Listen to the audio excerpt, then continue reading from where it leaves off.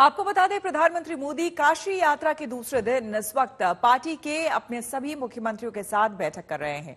चुनाव से लेकर कामों को लेकर प्रेजेंटेशन दिया जा रहा है सीएम की तरफ से। इससे पहले पीएम ने रेलवे स्टेशन पर विकास के कामों की आधी रात को रफ्तार देखी, तो थोड़ी देर बाद सर्ववेद मंदिर जाकर भी दर्शन करेंगे। तो आपको बता दें कि आज प्रधानमंत्री का दूसरा दिन है काशी दौरे का, और इस बीच लगातार कई कार्यक्रम है जिसमें वो व्यस्त है। बीजेपी के 12 शासित जो राज्य है वहां के मुख्यमंत्री यहां पर पहुंचे हुए हैं। अध्यक्ष जेपी नड्डा भी यहां पर पहुंचे हुए हैं, प्रधानमंत्री यहां पर पहुंचे हुए हैं, और उनकी अगुवाई में ये बैठक चल रही है, जो कि कई मायनों में काफी महत्वपूर्ण है, क्योंकि कई इनमें से ऐसे राज्य हैं जिनमें अगले साल विधानसभा चुनाव होने वाले हैं। उसके मद्देनजर भी यहां पर समीक्षा हो रही है, और सभी राज्यों के, इन 12 बीजेपी शासित राज्यों के मुख्यमंत्रियों को प्रेजेंटेशन देना है।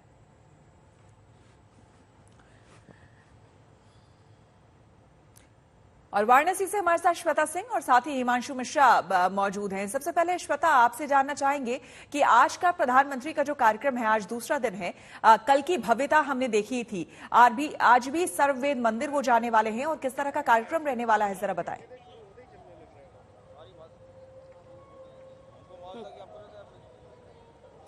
आज देखिए, अभी तो बैठक चल रही है मुख्यमंत्रियों के साथ, और यहाँ पर जहाँ पर मैं इस समय मौजूद हूँ वहाँ पर वो आएंगे आज के इस कार्यक्रम के लिए, जहाँ योगी आदित्यनाथ भी उनके साथ रहेंगे। ये 98वां वार्षिकोत्सव समारोह है। दरअसल स्वरवेद मंदिर जो इस क्षेत्र को आप समझिए यहाँ पर, और जो महाराज हैं यहाँ के, उनके मानने वाले लाखों के अनुयायी उनके जो पूर्वांचल क्षेत्र से संबंध रखते हैं। न सिर्फ उत्तर प्रदेश के हिस्से में जो पूर्वांचल का क्षेत्र पड़ता है, बल्कि जो बिहार के क्षेत्र में जो पूर्वांचल की परिभाषा के अंतर्गत आ जाता है।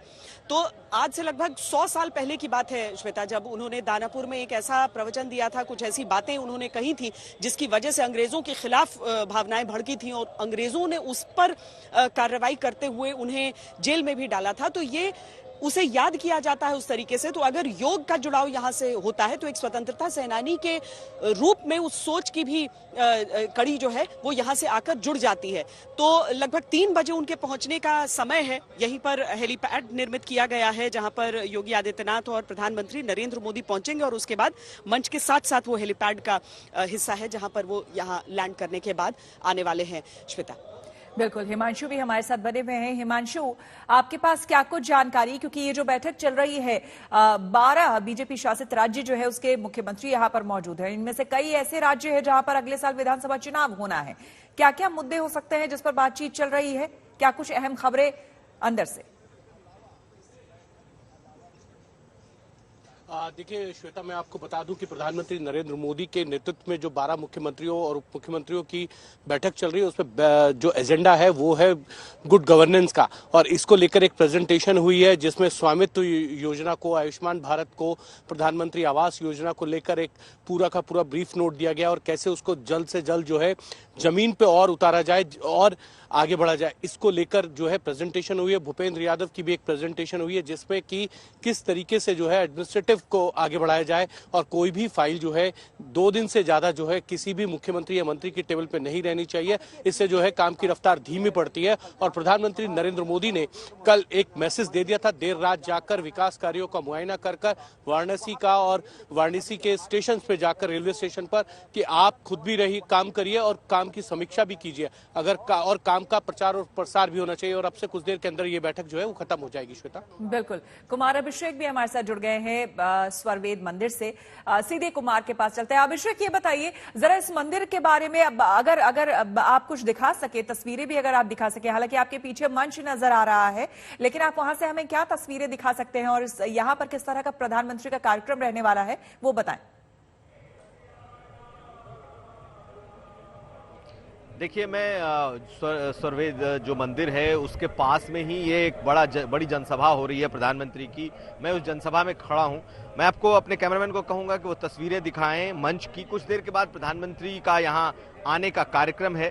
प्रधानमंत्री तकरीबन 3:30 बजे यहां आएंगे, लेकिन ठीक इससे कुछ 100 मीटर की दूरी पर वो स्वरवेद मंदिर है और वो मंदिर भव्य तरीके से बन चुका है। प्रधानमंत्री आज उसका अवलोकन करने वाले हैं। दरअसल ये विहंगम योग एक धारा है, उस धारा से जुड़ा हुआ ये मंदिर है। मंदिर से ज्यादा, कहीं ज्यादा ये ध्यान केंद्र है। इसमें तकरीबन 1800 लोग एक साथ ध्यान लगा सकेंगे, इतना बड़ा ये बनकर तैयार हो रहा है। 2004 से इसका काम शुरू हुआ था और आज तकरीबन 90% इसका काम हो चुका है और प्रधानमंत्री से देखेंगे 2.5 साल के बाद इसकी शुरुआत होगी। लेकिन इसको दूसरे नजरिए से हम देखें तो प्रधानमंत्री का ये जो दौरा है, खास करके काशी और वाराणसी का दौरा, ये कहीं न कहीं जो ये बड़े मंदिर या फिर बड़े कॉरिडोर उनके उद्घाटनों के लिए ही ये जाना जाएगा। प्रधानमंत्री ने कल काशी विश्वनाथ कॉरिडोर का लोकार्पण किया और आज ये इस स्वरवेद मंदिर पहुंचने वाले हैं, जहां पर कि वो घूम घूम कर इसका जायजा लेंगे, इस मंदिर को देखेंगे और 2 साल के बाद जब इसका एक इनॉग्रेशन होगा। लेकिन इसके जानने वाले, इसके अनुयायी पूरे देश भर में फैले हैं और अपने आप में ये अनूठा अजूबा मंदिर है। कुछ देर पहले हम लोगों ने उस मंदिर को जा करके देखा और इस पूरे मंदिर में तकरीबन 6 लाख घन फुट जो है वो पत्थर से इसे भी बनाया गया है। यानी कि अगर आप कॉरिडोर की आपके पास श्वेता बनी हुई है लगातार, श्वेता वहां पर चप्पे चप्पे पर आपने भी कई बार वहां पर रिपोर्टिंग की है, वहां से खबरें भेजी है। ये बताइए, कल काशी कॉरिडोर का उद्घाटन और आज स्वरवेद मंदिर, इस तरह से प्रधानमंत्री का ये कार्यक्रम तो है ही, लेकिन जो काशी के लोग हैं, जो वहां के रहने वाले लोग हैं, वो अपने आप को इस सब तरह के कार्यक्रमों से या फिर इस सब स्थलों से खास करके कितना कनेक्ट कर पाते हैं, कितना जुड़ाव वो महसूस करते हैं और उनके लिए कितना प्रासंगिक है ये?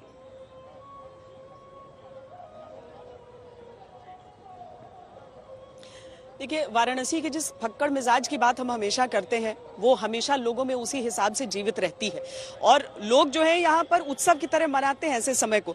अब श्वेता, ये भी समझिए कि न सिर्फ काशी विश्वनाथ धाम कॉरिडोर का जो लोकार्पण हुआ था वो हुआ है, बल्कि अगले आने वाला जो पूरा 1 महीना है उसमें उत्सव ही उत्सव मनाए जाते रहेंगे। तो जो लोग हैं वो भी इस बात को समझ रहे हैं और देखिए कि अगर हम व्यापार के हिसाब से भी देख लें, अगर हम छोटे रोजगार के भी हिसाब से देख लें, तो जो लोग हैं उनकी छोटे छोटे व्यवसाय उस हिसाब से चल जाते हैं। अगर पर्यटक उतनी संख्या में आ रहे हैं तो उनके लिए और अच्छी चीज हो जाती है। तो लोग इसे एक उत्सव की तरह मनाते हुए आगे बढ़ रहे हैं। वो समझ रहे हैं कि अगर एक उनका जो सांसद होता है वो देश का प्रधानमंत्री भी होता है तो कितना अधिक उन्हें फायदा इसका मिल सकता है। तो सीधे तौर पर ये देखिए कि अगर प्रधानमंत्री इन तमाम समारोहों से अलग झिटक कर एक अलग कार्यक्रम भी बना लेते हैं और कहते हैं कि नहीं, मैं रात के समय जाऊंगा, मैं कॉरिडोर में भी भ्रमण करना चाहता हूं क्योंकि मैंने समय उपयुक्त बिताया नहीं है वहां पर, और उसके बाद वो चाहते हैं कि वो बाकी जगहों को भी देख लें। अगर वाराणसी स्टेशन की वो तस्वीरें सबने देखी तो देखा कि कितनी अच्छी तरीके से उसका निर्माण हुआ है और शायद एक बहुत बेहतरीन तरीका भी था ये दिखा देने का प्रधानमंत्री का, उस अचानक एक औचक निरीक्षण के जरिए कि वो क्या देखिए, एक तो प्रधानमंत्री निरीक्षण भी कर रहे हैं और उसके साथ साथ वो दुनिया को उसकी तस्वीर भी दिखा रहे हैं कि बनारस का जो स्टेशन है वो किस तरह का इस समय दिख रहा है। तो इन सारी चीजों का सीधा सीधा फायदा आम जनमानस के साथ जुड़ ही जाता है। बिल्कुल, बहुत बहुत धन्यवाद आप सभी का तमाम जानकारी के लिए।